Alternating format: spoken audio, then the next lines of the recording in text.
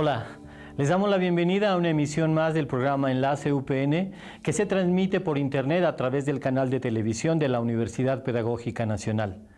Hoy continuamos con la serie de programas dedicados a los proyectos de investigación que se realizan en las áreas académicas de nuestra casa de estudios, la UPN. En esta ocasión tendremos una charla con el doctor Jorge Mendoza y el maestro Simón Sánchez sobre su proyecto de investigación Construcción Social del Conocimiento en el Aula, análisis del lenguaje e intercambio en enseñanza básica. Jorge Mendoza García realizó sus estudios de licenciatura en Psicología y de maestría en Psicología Social en la Universidad Nacional Autónoma de México y de doctorado en Ciencias Sociales en la UAM Xochimilco. José Simón Sánchez Hernández es licenciado en Psicología y maestro en Pedagogía por la UNAM. Realizó una especialización en sistemas abiertos y a distancia en la UPN. Él tiene experiencia en diseño, desarrollo y evaluación del currículo de psicología educativa y cuenta además con varias publicaciones sobre prácticas de enseñanza. Muchas gracias por estar con nosotros. Gracias a ustedes. ¿Podrían comentarnos acerca del objeto de estudio que se lleva a cabo en su cuerpo académico? Bueno, tratando de sintetizar un poco la idea, lo que intentamos hacer en esa investigación, Simón y yo, es investigar sobre algo que no ha sido muy visitado en la investigación en la educación. Se suele poner el acento en las prácticas y menos en los discursos, pero los discursos cotidianos que los estudiantes tienen en un salón de clases y cómo a partir de ahí un profesor puede discursivamente construir un conocimiento de manera conjunta con los estudiantes. Esto es lo que se encuentra entre un profesor y un estudiante, son diferentes tipos de interacciones. A nosotros nos interesa en especial la interacción discursiva. No estamos asumiendo con esta perspectiva que el otro carezca de relevancia, sino que más bien, como ha sido muy poco trabajado, ahora tratamos de poner el acento en las prácticas discursivas, en la interacción discursiva, en estas negociaciones que establecen profesores y estudiantes para que se pueda comprender lo que el profesor trata de argumentar, exponer o trata de compartir con un grupo de estudiantes, en este caso en educación básica. Entonces, digamos que el objeto de trabajo serían las prácticas discursivas, los discursos o las narrativas que tienen los infantes en este ámbito escolar. Y al inicio mencionaste algo sobre la construcción social del conocimiento, ¿sí? ¿Podrían decirnos para tomar contexto en cómo lo definen, cómo lo explican? Hay un punto de partida aquí conceptual y es sobre todo de orden epistemológico, el socioconstruccionismo. Y hay que dejarlo claro porque es distinto del constructivismo radical de la Escuela de Palo Alto, Václavic y compañía, y distinto del constructivismo que en psicología educativa se suele trabajar con la Escuela de César Coll, por ejemplo. Estamos aquí partiendo del socioconstruccionismo con todos estos trabajos que tienen que ver sobre todo a partir del giro lingüístico. Kenneth Gergen, John Schotter y la Escuela de Louvre, que se ha centrado sobre todo en el trabajo de las narrativas de los discursos. No propiamente un análisis de discurso como se conocía hace una década, donde se trataba de hurgar qué había entre palabras, qué quiso decir, las intenciones del hablante, sino lo que está de manifiesto, lo que ponen ahí externamente en el salón de clases, por ejemplo los infantes, por ejemplo los profesores. Entonces el socioconstruccionismo, que de alguna manera lo que hace es recuperar, entre otros elementos del giro lingüístico, es el acento en el lenguaje. Un poco es este asunto de Austin de cómo se hacen cosas con palabras. Si uno retoma a un autor como John Schotter en un libro que se llama Realidades Conversacionales, estamos asumiendo que las conversaciones cotidianas tienden a edificar parte del mundo social en el que la gente se encuentra inscrita. Entonces, si un estudiante tiene un lugar de procedencia X, y tiene ahí cierto tipo de lenguaje, ese tipo de lenguaje es el que lleva al salón de clases y entonces uno tiene que pensar en ese tipo de lenguaje para saber cómo se pueden tejer técnicas de trabajo o qué estrategias utilizar para compartir conocimiento con estos estudiantes. El giro lingüístico pone el acento en el lenguaje porque lo que señala es que no es que esté el lenguaje en medio del ser humano y el mundo real, sino que la propia utilización del discurso que tiene la gente va edificando y va construyendo esa realidad. La realidad no es independiente de las personas ni es independiente del lenguaje. Y el lenguaje no solo sirve para nombrar y describir, sirve para construir ese mundo al que uno está haciendo referencia desde la propia práctica discursiva. Por ahí podría ir esta perspectiva. Y esa sería una de las razones, habría más, de por qué se han enfocado en la construcción, edificación del conocimiento a través del lenguaje. Sí, yo creo que todas estas investigaciones que podríamos llamarles micro, es decir, que están pensadas más en lo que sucede en el aula, a diferencia de las investigaciones más de la organización de la escuela o de los contextos de cómo van o cómo influyen en los procesos de aprendizaje, el interés está puesto ahí. De lo que se trata es ir viendo qué es lo que pasa realmente en las aulas, que como ya decía Jorge, hay estudios, sí hay estudios, pero no hay estudios muy centrados en estas cuestiones del lenguaje. Esa es una. Y por tanto lo que nos interesa también es ver cómo esto de alguna manera tiene una implicación práctica. ¿Por qué el lenguaje? ¿Por qué el análisis del discurso, de los intercambios entre los estudiantes y los maestros? Bueno, porque de alguna manera, pues ahí vamos a ver cómo se está expresando el aprendizaje, el conocimiento, que es al final de cuentas lo que nos interesaría saber cuando nos metemos a las aulas a investigar. Y bueno, eso, y pues hay distintos también niveles que sean desde el discurso institucional de las interacciones, pero aquí la diferencia es que nos estamos metiendo en una parte muy particular que es el análisis del lenguaje y sobre todo pensando en cuáles serían sus implicaciones prácticas, ¿no? Porque de otra manera, pues, la investigación, bueno, yo al respecto particularmente creo que tiene que tener esa consecuencia, ¿no? Que nos den una serie de elementos para poder entender y de alguna manera poder generar procesos más prácticos y de mejora del trabajo en el aula. ¿Podrían puntualizarnos un poquito más acerca de los antecedentes históricos de su investigación? Tiene que ver con este campo de las ciencias sociales y en un rubro específico con una disciplina, con la psicología social. Estamos señalando aquí una tradición incluso vieja desde los años 20 del siglo pasado, donde este tipo de psicología se denominaba psicología colectiva y había autores que ponían el énfasis en el lenguaje. Es decir, el lenguaje posibilitaba que la gente percibiera de determinada manera. La percepción estaba mediada por las categorías lingüísticas. Otros antecedentes conceptuales tienen que ver con las representaciones sociales, cómo se construye la representación compartida del mundo, si no es a través de categorías lingüísticas, sino un discurso expresado de ciertas formas convencionales de mirar la realidad. Y autores no olvidados, pero me parece que no muy bien revisados en este ámbito del campo semiótico. Estoy hablando específicamente de Vygotsky. Vygotsky tiene en ocasiones frases o párrafos que parecen principios o que parece el principio de una teoría y que me parece que por esta muerte temprana no puedo desarrollarlos. Uno de ellos más o menos señala esto: el niño aprende a ver el mundo no solo a través de los ojos, sino de las palabras que usa. Eso da como para desarrollar todo un libro. Sí, claro. Es toda una perspectiva que me parece que quedó incompleta con la muerte de Vygotsky, y eso a nosotros nos está diciendo algo en el campo del conocimiento. Es decir, la gente tiende a ver la realidad no solo de manera visual, no como lo planteaban los positivistas o los conductistas o los teóricos de los sentidos, no solo a través de la vista, sino del discurso que nos han narrado desde la primera infancia nuestros padres, los maestros, y de esa manera nos permiten percibir el mundo de determinada manera.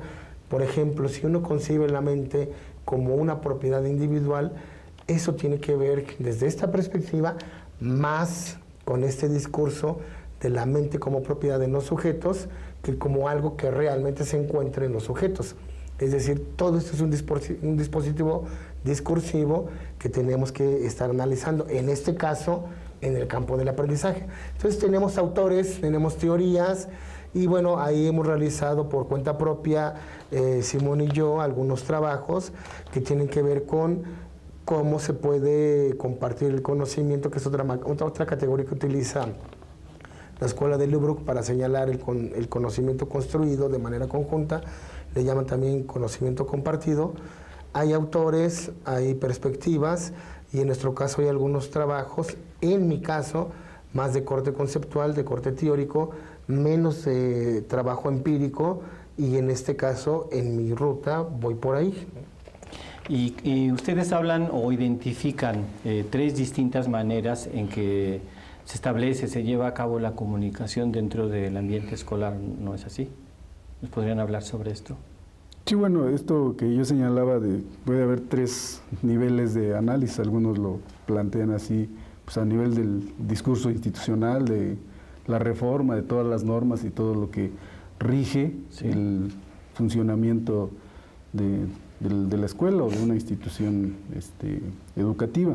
En el otro nivel es el nivel de los grupos de trabajo. Como señalaba Jorge, nosotros tenemos experiencia en trabajar en las escuelas, en la formación de maestros.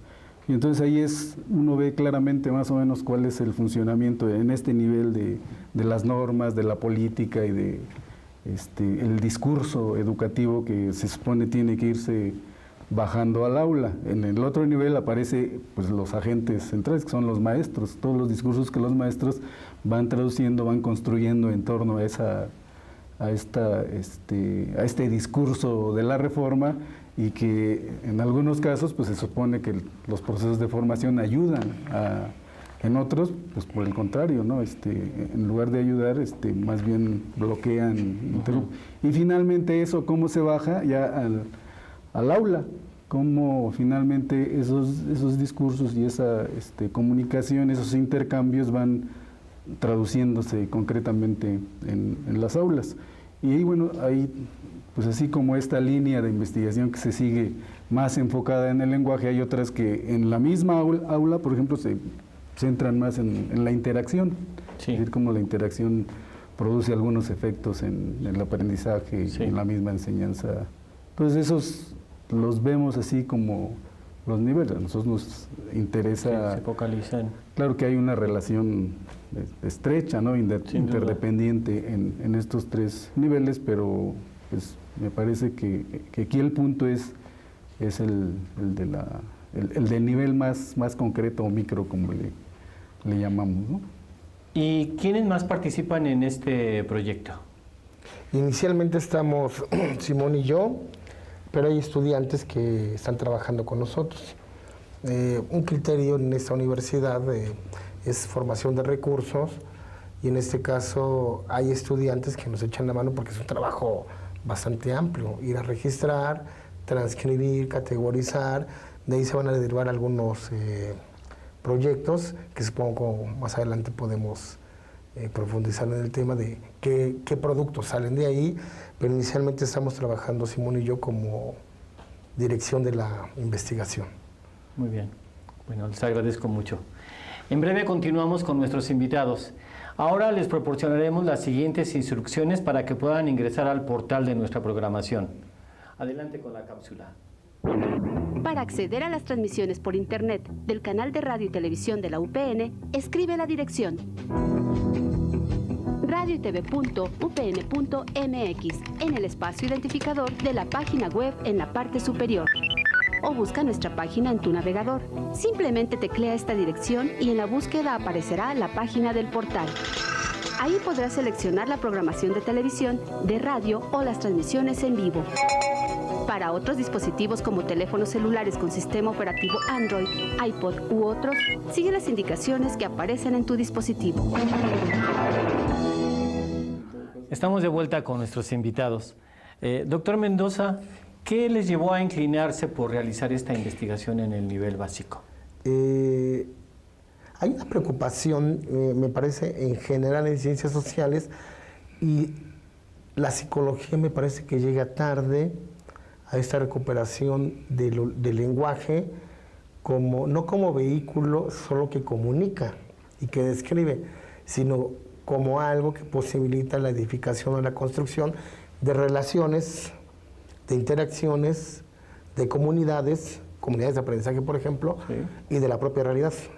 Hay todo un debate en los años 70 sobre el papel del lenguaje en las ciencias sociales y si describe solo la realidad, si la realidad es independiente de las prácticas sociales, de las prácticas discursivas de los seres humanos, y solo hay que estar buscando como regularidades esto que se llama descubrimiento y explicación.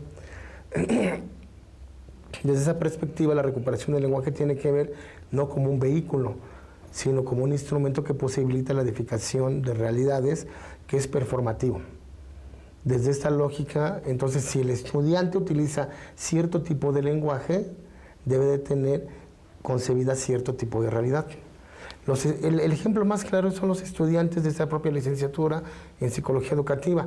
Antes de ingresar tienen una perspectiva del mundo, el mundo para ellos está allá afuera y es independiente de ellos mismos, y después de cursar 4 años la licenciatura tienen otra perspectiva sobre esa realidad. Han pasado 4 años, pero si hacen la comparación con personas de su edad, del lugar de procedencia, que no ingresaron a esta licenciatura y que siguen haciendo lo mismo, para ellos el mundo no ha cambiado, pero sí cambia para nuestros estudiantes. Eso quiere decir que hay algo que se está modificando. Y eso se llama conocimiento. Desde esta perspectiva que estamos manejando, se denomina conocimiento, y ese conocimiento está hecho en buena medida con signos. Y resulta que los profesores, cuando imparten clases o cuando impartimos clases, hacemos un mayor uso del lenguaje, ya sea escrito o sea oral, porque tenemos textos que le decimos a los estudiantes que los lean. ¿Sí? Los estudiantes, para aprender historia, no requieren ir a la Alemania nazi de hace 70 años. Bueno, no, ¿verdad? No, pueden ver una película y ahí se enfrentan a imágenes, pero también a narraciones. Pero la mayor parte de los textos que tienen son signos, el signo escrito o la palabra en el salón de clase. Y entonces eso es un campo en el que uno está inmerso. Entonces lo que uno tiene que hacer nada más es un ejercicio de reflexividad. Si uno está utilizando el lenguaje para compartir el conocimiento, se convierte ya en objeto de estudio. Es decir, estamos atravesados en la vida cotidiana por prácticas discursivas, y en el salón de clases tenemos esas prácticas discursivas desplegadas para tratar de que el estudiante aprenda algo más de con lo que llegó ese día al salón de clases. Entonces, ahí me parece que hay un gran foco de relevancia.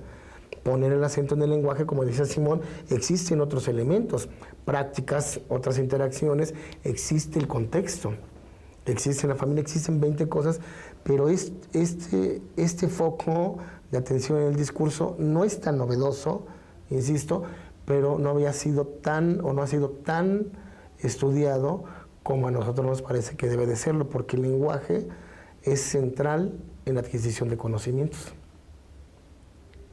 Y me llamó la atención lo del asunto de que la psicología llega como tardíamente a esto, ¿no?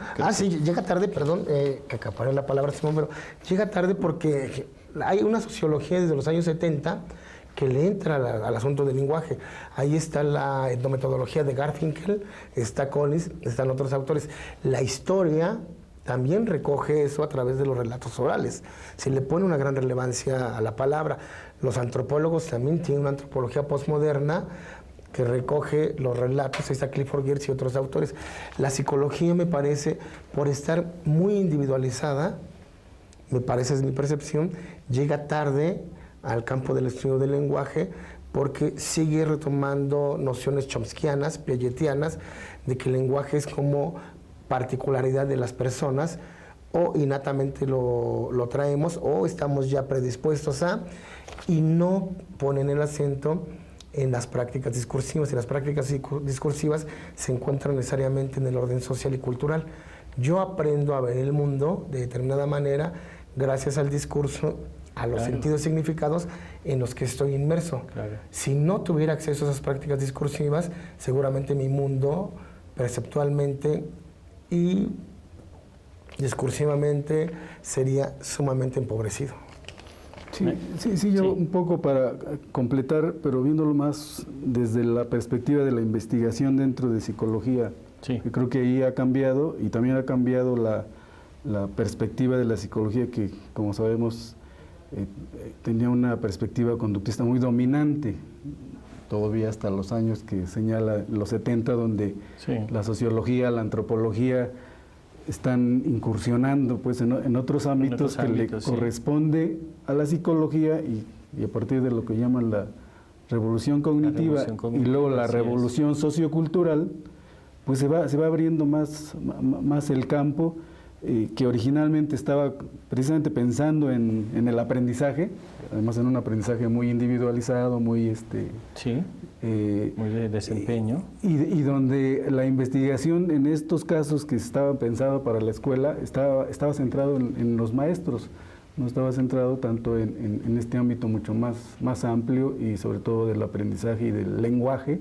en relación al papel del lenguaje. Entonces también se han dado procesos para nuestra fortuna, en donde la psicología efectivamente empieza a abrir su esquema y va, incluso pues, la misma reconceptualización del objeto, va de la conducta a la mente, y donde pues una herramienta fundamental del desarrollo mental pues, es el lenguaje. Entonces ahí es donde más o menos vamos coincidiendo en torno a por qué es importante en principio el trabajo dentro del aula y luego cuáles serían estas unidades de análisis que nos parece más interesante poder tratar, como es el caso, pues el lenguaje, ¿no? Y ahí nos vamos acercando como a los objetivos que ustedes tienen establecidos en su proyecto, ¿no?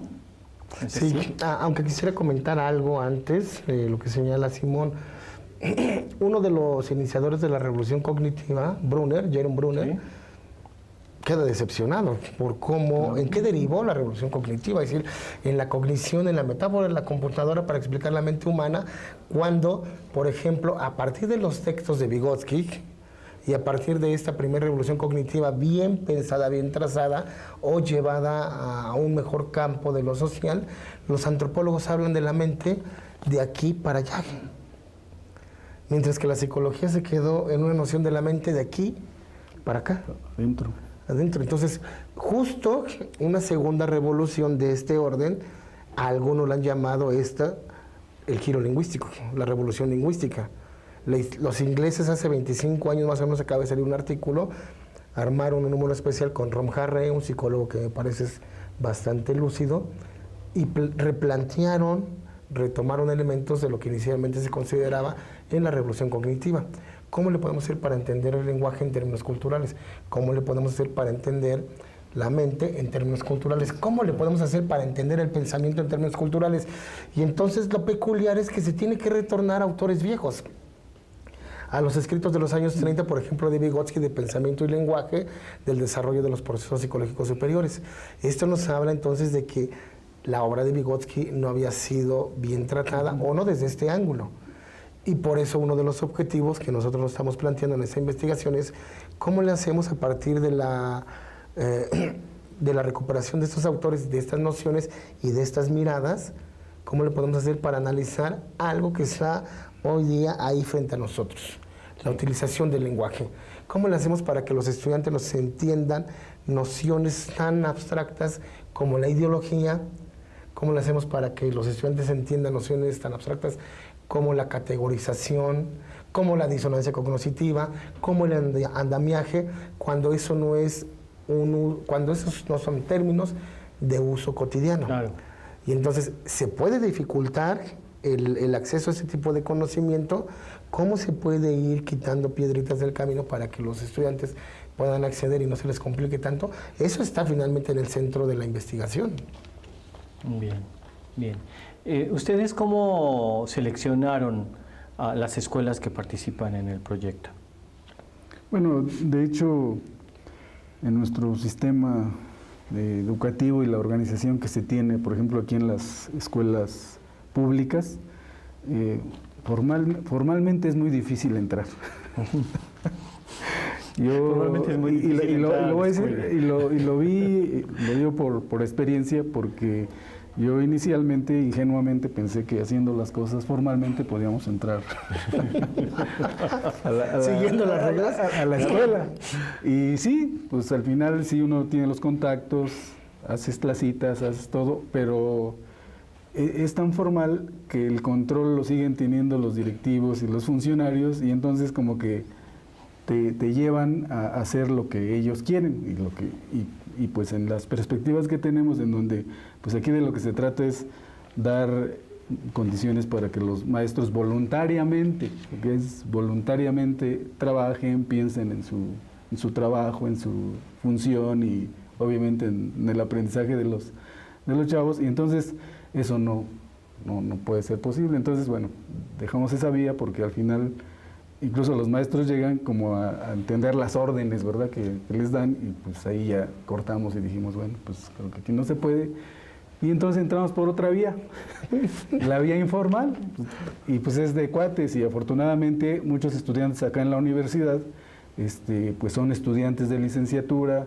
Sí. Entonces yo preguntando me dijeron, pues ¿por qué no vas un sábado a ver a los estudiantes? Hay maestros que están en las escuelas y pues a lo mejor les interesa el trabajo.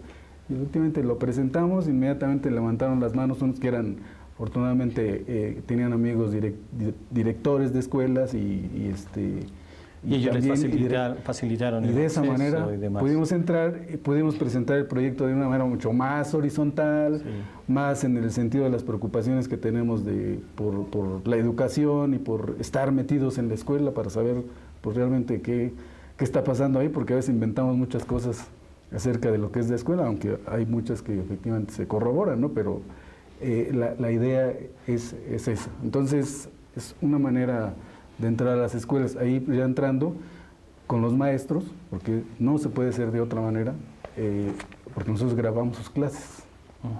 Entonces, uno no puede grabar la clase porque pues se lo dijo el director o porque le están ordenando. Entonces, aquí la perspectiva es ellos comunicándoles el proyecto de lo que se trataba, gentilmente, y pues con todo lo que implica el que se metan a tu aula, el que se pongan a grabar, pues aceptaron ser grabado su trabajo, ¿no? Y entonces, pues así es como entramos, y así es como las seleccionamos. Pudimos sí, realmente acceder, afortunadamente pudimos acceder a tres escuelas, pues de un entorno más o menos trabajadores, empleados y trabajo de comercio informal. Y entonces en esas escuelas fue las que pudimos sacar el material que se va a analizar es sobre esas clases. Pues grabamos, no recuerdo bien, pero sí tenemos grabado alrededor de unas 50, 60 horas de... No sé si podríamos completar un poco con estas estrategias que ustedes siguen, que han seguido precisamente para llevar a cabo la investigación. Me llama muchísimo la atención cómo te tiene que abrir el traspatio o las otras puertas de la escuela precisamente para poder acceder. En ese sentido, ¿qué otras cosas forman parte de esta estrategia que ustedes siguen o estrategias que siguen para estar en la escuela? Hay una idea romántica de la investigación y una idea bastante alejada del mundo universitario de cómo trabajar. Por ejemplo, en otros lados hay recursos suficientes para que uno pueda pagar asistentes, para que uno pueda pagar ayudantes, para que uno pueda contratar gente incluso que esté ayudando ahí y que se le proporcione algo, un bien material o una remuneración a quienes participan. Aquí no. Entonces lo que uno tiene que hacer es más o menos es ir tejiendo artesanalmente y con los recursos que uno va encontrando al alcance, contactos, ese tipo de huecotes que tiene este sistema de investigación en el país, ¿no? Hay otras prioridades. Este tipo de elementos están presentes ahí. Hay reticencias que luego hay que sortear. Evidentemente, cuando uno está llegando a un salón y solicita que se grabe, se altera ahí. Pero bueno, finalmente este sorteo metodológico me parece que queda claro cuando cualquiera que llegue a preguntar sobre algo a alguien le va a alterar porque no está pensando en ese momento sobre ese algo. Entonces, Claro. eso puede quedar ya La saldado. dinámica de su propio acontecer, ¿no? Ujú. Pues sí.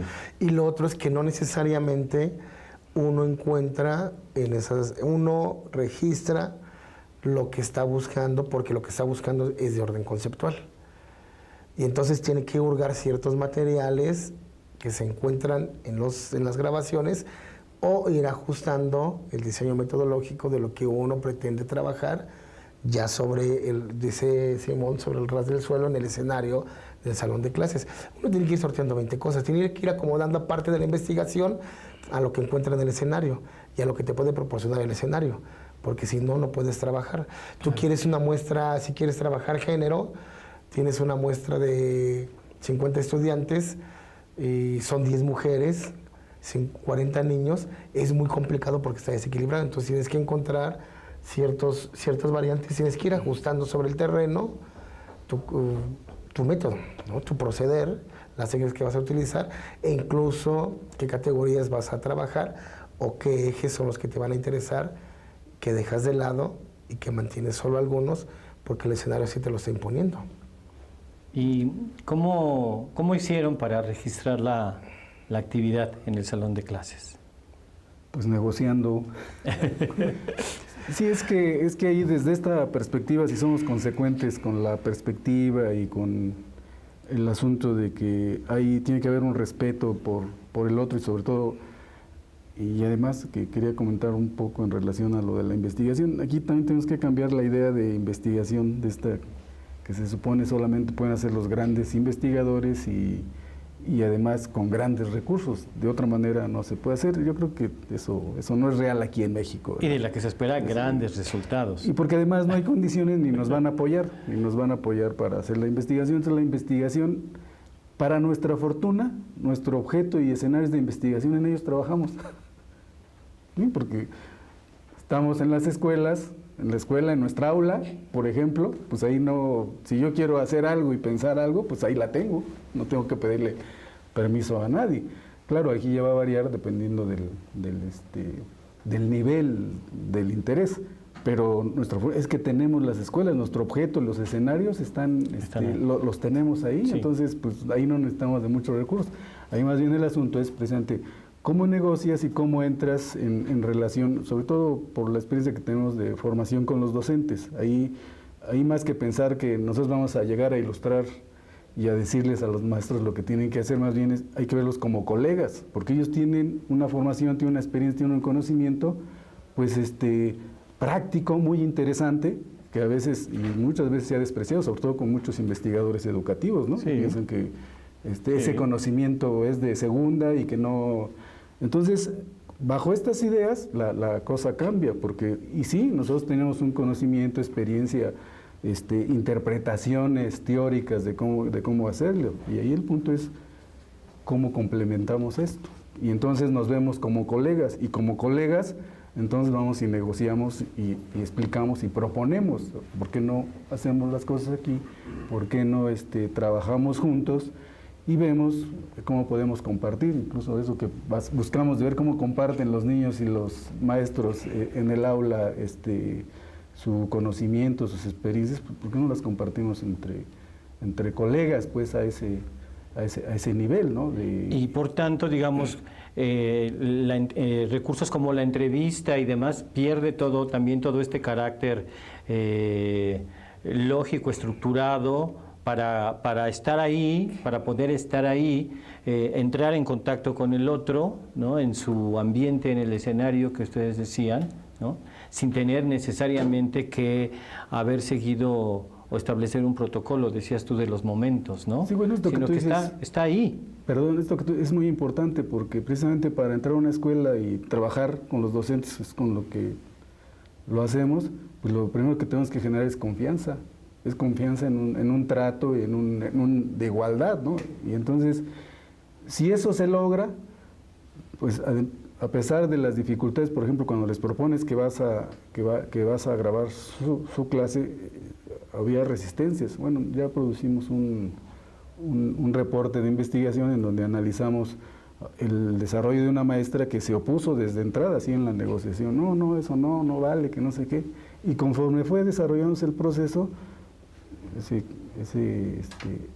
ese caso lo vamos analizando y vemos cómo va cambiando su percepción de la maestra, del sentido que tiene, de la importancia de ellos verse en sus clases y comentar a partir de ellas cómo pueden solucionar problemas del aula, ¿no?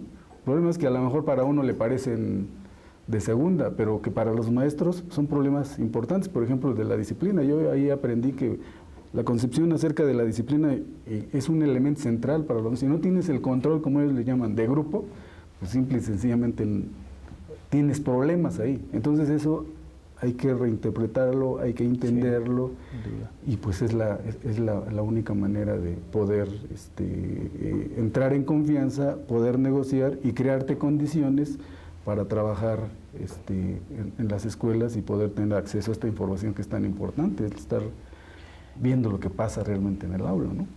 Y estando en el aula, ¿ustedes han podido advertir o reconocer diferentes tipos de lenguaje? Sí, de entrada porque esto que comentaba, retomando lo que mencionaba Simón, es autorreflexivo, porque finalmente esos procesos a uno como docente también lo implican. Estos procesos que uno ve que se despliegan en el salón de clase de la primaria, se atraviesan también en bachillerato, en la educación media superior y en la educación superior. En los posgrados eso se modifica un poco porque ya están pensados algunos para otro tipo de cuestión, ¿no? La investigación, entonces a lo mejor se forma más en corto.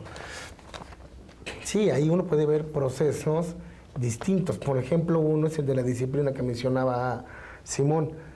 Hay una idea romántica sobre el maestro que no debe de ser autoritario, que debe ser democrático. Claro. Si uno le pregunta, por ejemplo, en un salón de clase a los estudiantes de tercer semestre de la licenciatura en Psicología Educativa, ¿cómo quieren ser evaluados? Tienen una semana para ponerse de acuerdo. Uno llega una semana después y los estudiantes ni siquiera han discutido, o sea, no han tocado el tema de cómo quieren ser evaluados. ¿Por qué? Pues porque no provienen de una cultura democrática. Claro. Entonces, otros estilos son los que se despliegan, los discursos del control. Hay procesos que atraviesan, insisto, distintos niveles de educación y que tienen que ver, por ejemplo, el de la ideología. Un maestro que le da una clase a un estudiante sobre el 68, si proviene de las filas de la izquierda, toma material de canciones, toma material de otros libros y aporta desde su condición y desde su posición ideológica al tema. Cuando revisa un maestro sexualidad, si proviene de una posición conservadora, evidentemente que también va a tomar materiales, videos y recursos donde discursivamente se ponga en juego una concepción del mundo en torno a la vida. Y eso lo vamos a encontrar en distintos niveles de educación, insisto, básica, media, superior. Y sí, lo que uno encuentra ahí es, claro, desde nuestro foco, desde nuestra mirada conceptual de la construcción social del conocimiento, encontramos que se despliegan distintos recursos y cada maestro, con esto que se menciona del estilo, pone el acento en uno o en otro, dependiendo de dónde esté situado. O sea que podremos decir que de tantos tipos como profesores tienen, o a su vez como el profesor los pone a interactuar con distintas áreas, porque bueno, ahí entraríamos también en otro ámbito. Si tienen solamente un profesor, sí, y ese profesor es el mediador para entrar en contacto con la lengua, con las matemáticas, con la historia y alguna vez con la educación artística, suponemos entonces que allí hay una variedad, o posiblemente en uno mismo hay una variedad amplia de tipos de lenguaje. Te pongo nada más un ejemplo para que ahorita Simón yo creo que profundiza más. Un profesor que le gusta mucho la literatura, que le gusta el teatro, para que sus estudiantes puedan comprender mejor lo que está diciendo en algún ámbito de conocimiento, suele recurrir a las metáforas, suele recurrir al ejemplo de ciertas escenas. Sí. Es decir, de esa manera va desdoblando el discurso conceptual y teórico al ámbito de la vida cotidiana. Bueno, ese es un recurso que tiene ese profesor por esta formación. Habrá quien está formado en las ciencias duras y que recurre a otro tipo de estrategias para que ese lenguaje se pueda desdoblar. a lo mejor al ejemplo, pero otro tiene la analogía, otro tiene el recurso de las metáforas, otro tiene la escenificación. Dependiendo de esa formación, se pueden desdoblar distintas fórmulas para que el aprendizaje se pueda asimilar. Bueno, no me gusta la palabra, pero pueda compartirse. Muy bien, pues muchas gracias. En un momento continuamos con nuestra charla. La Subdirección de Servicios Escolares te acompaña desde tu ingreso hasta la titulación. Ofrece diferentes servicios a todos los alumnos de los niveles de licenciatura, especialización y posgrado.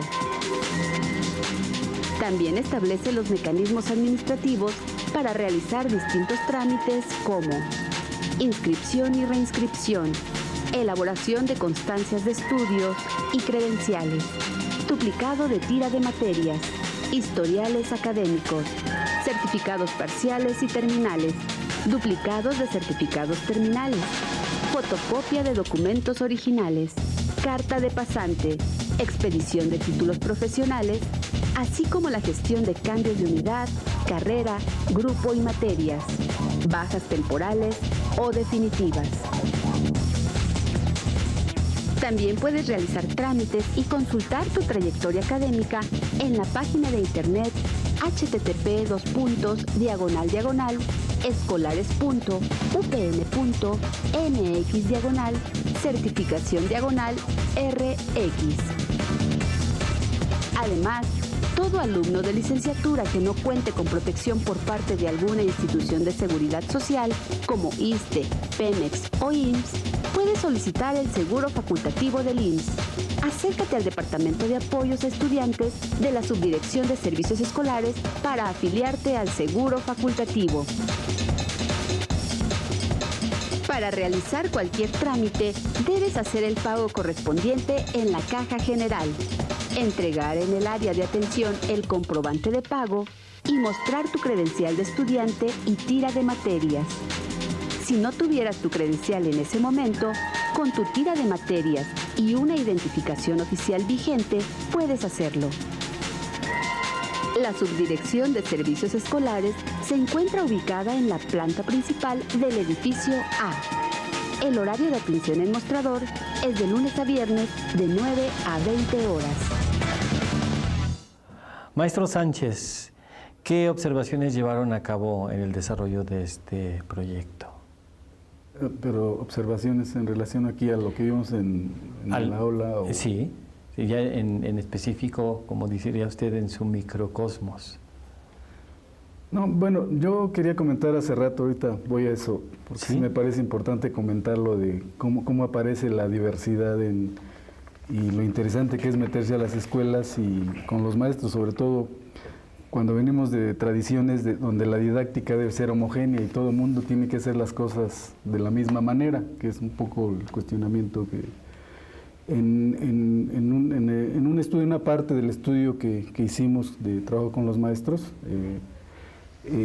ellos empezaron a mostrar, viendo en algunas clases su clase, empezaron a dar cuenta de que trabajaban de distinta manera y que eso ya no les costaba trabajo entenderlo. Podían aceptar que una maestra trabajara la historia con el método de, ¿cómo se llama? La línea del tiempo, o que una maestra la trabajara de otra manera, y ellos fueron discutiendo precisamente esta diversidad, y eso es interesante también porque, bueno, ya se han acabado todas las ideas estas de que debe haber una sola didáctica, y por eso se habla de didácticas diversas, ¿no? Entonces, eso es lo que nos interesa y es lo que tenemos que recuperar de las escuelas, de este trabajo que se hace dentro de las aulas. Y bueno, en ese sentido, por eso es muy importante meterse al aula, porque ese conocimiento y ese reconocimiento de la diversidad de cómo trabajan solamente fue posible pues estando ahí, y sobre todo que ellos, sobre todo las maestras, son maestras en general las que se trabajan, permitieran acceder a ese espacio, ¿no? Que pues al final es de ellos, y muchas veces pues es un espacio que debe ser muy respetado por por uno, ¿no? Entonces, ahí vemos esta cuestión de la diversidad y de la importancia de tener acceso a este trabajo, por lo que representa no solo para los que estamos estudiando y viendo desde fuera los procesos y el funcionamiento de la escuela, sino y sobre todo para los maestros y maestras, que son los que al final de cuentas pues ese conocimiento les sirve, les ayuda y pues sobre todo permite un mejor trabajo, una mejor condición, tanto en el entorno de ellos, de sus relaciones, como pues en el trabajo que hacen con sus alumnos, ¿no?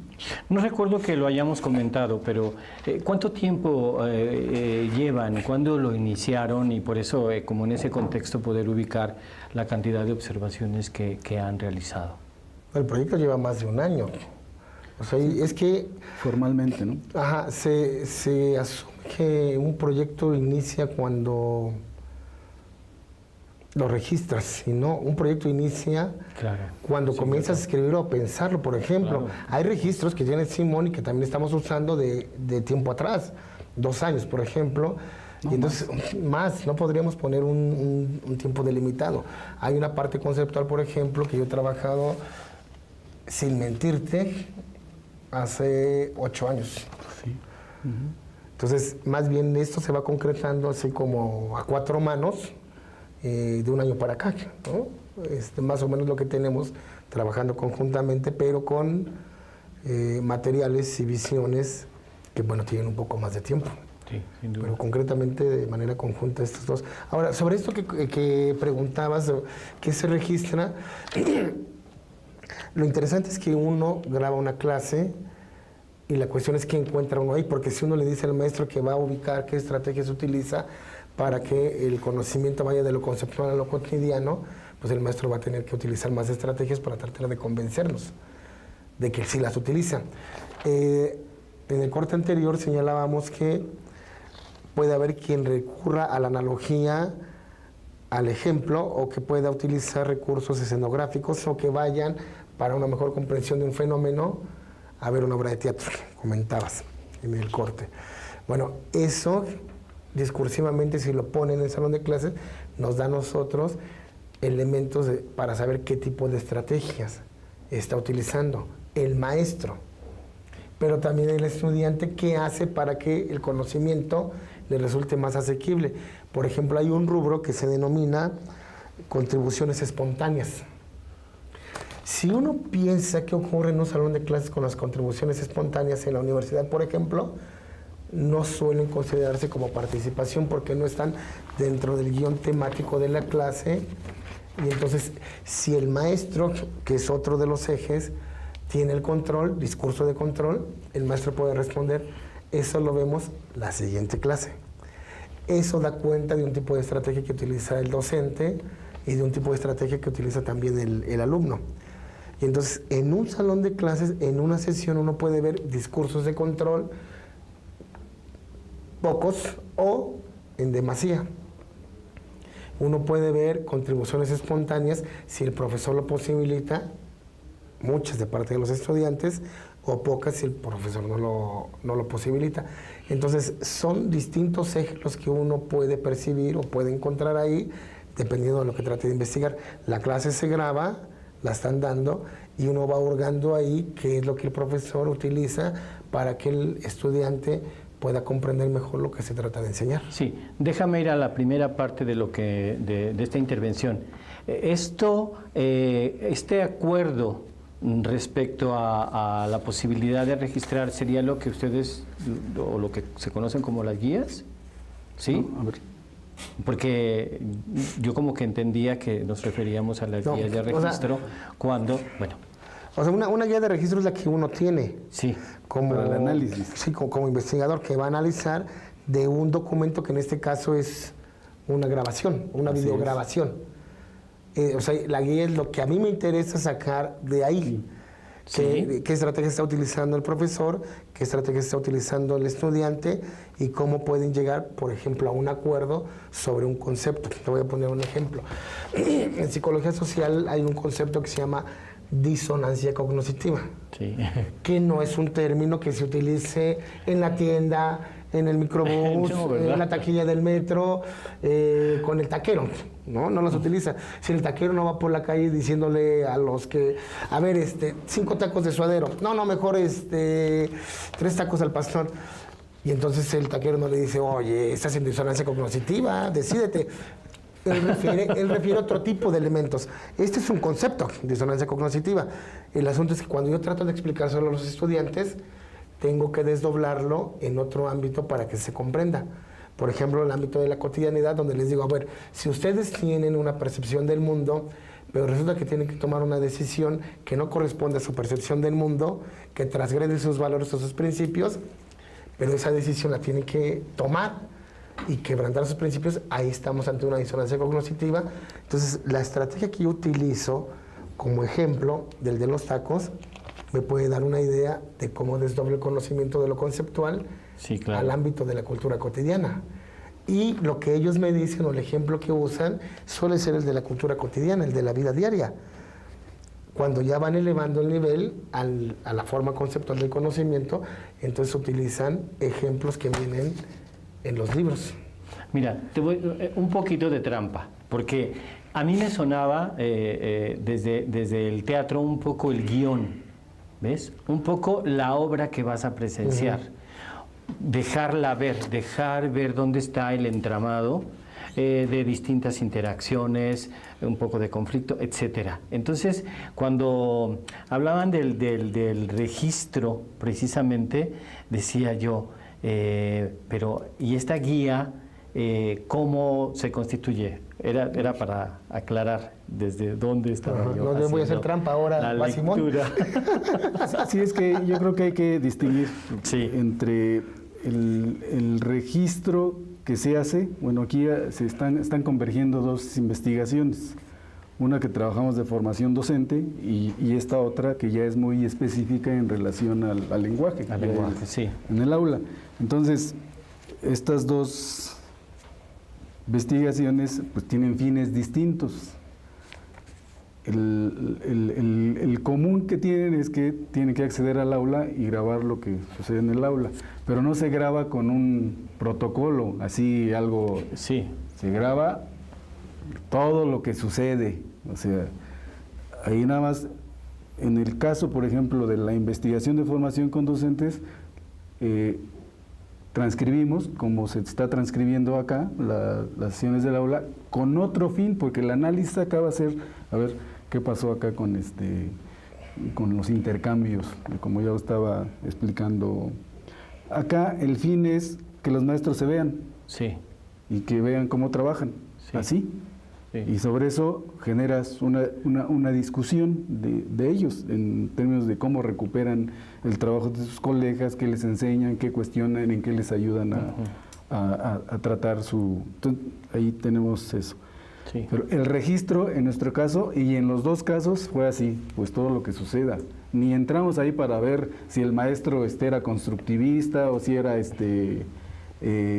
conductista o era vygoskiano. No, ahí entramos pues así como si estuviéramos en blanco, porque esto es parte de uno de los principios de la investigación más natural, pues así están sucediendo las cosas, ¿no? Entonces habría que ver, claro, en este análisis lo que vamos a hacer es ya sobre objetivos muy precisos de los intercambios, de cómo se construye el concepto. Bueno, ahí vas a tener que generar una serie de, que es lo que se está haciendo, de categorías o de puntos para el análisis.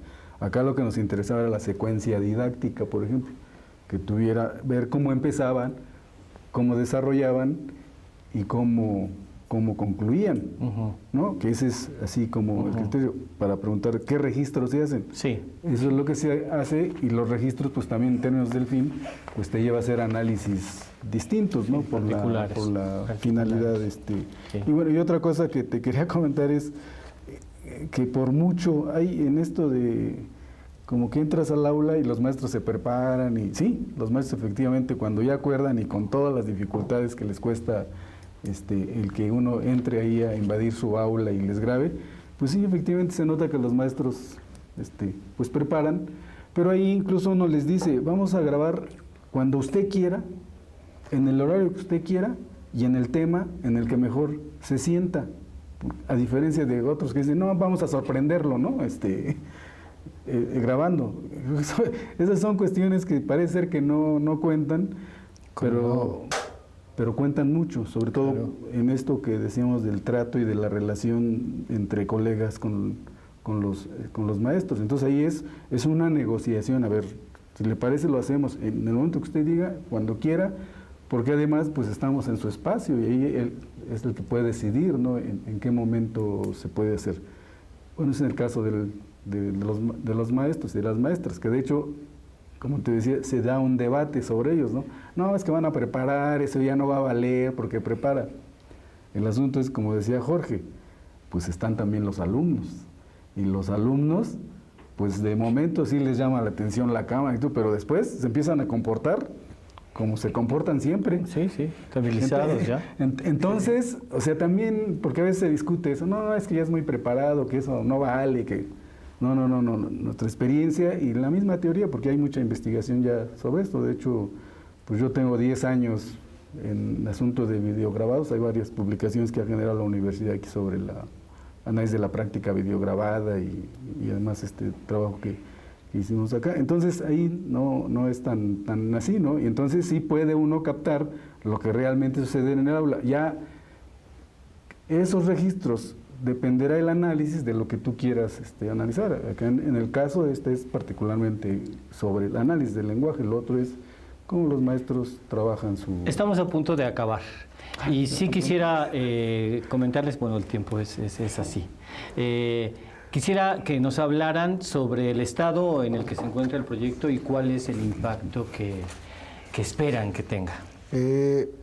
Ya estamos transcribiendo y analizando parte de la información porque es mucha información, y con estas guías, que ahí voy a utilizar una analogía, que es un recurso que utilizan los académicos para dar cuenta del lenguaje científico o del lenguaje conceptual y se pueda entender en el caso de los estudiantes. La clase puede ser la obra de teatro y el guión es si yo veo a los actores, si yo veo la fotografía o en qué pongo acento. Es difícil poner el acento en todo. Sí, claro. Si haces un análisis, a lo mejor tú dices, me interesa nada más la trama, ¿no? El desenlace, el número de actores que hay. Entonces, acá esta guía de registro nos permite visualizar las estrategias y un poco la negociación que se da entre el profesor y el estudiante. ¿Qué quiere decir esto? Pues cuando el estudiante pregunta, eso que está diciendo el profesor, es como si... Suele ser una frase recurrente de los estudiantes. Es como si, y es llevarlo al terreno de lo conocido, que es el campo de la cultura cotidiana. Si el maestro no logra anclar el conocimiento ahí, se va desdibujando, porque el infante no logra asirlo, no logra apropiárselo, y entonces no se comparte conocimiento. Bueno, estamos ya en las categorías, después de la transcripción, las categorías, y a partir de ahí ya vamos a hacer el análisis de cómo se utilizan distintas estrategias para compartir el conocimiento, que es básico. Ahí donde antes solo sabía el maestro, ahora como saben también los estudiantes, y de ahí se van a derivar algunas tesis, servicios sociales, y bueno, esperemos que también psicólogos educativos que tengan una perspectiva distinta a la dominante. Bueno, pues el tiempo se nos ha terminado. Y solo nos resta agradecer a nuestros invitados el habernos acompañado en esta ocasión. También les agradecemos a ustedes por su interés en esta emisión y les recordamos que pueden vernos en la página de internet http://radioytv.upn.mx. Además, estamos recibiendo sus comentarios en nuestra página de Facebook y en nuestra cuenta de Twitter. Yo soy Rubén Castillo y nos vemos en la próxima emisión. Muchas gracias.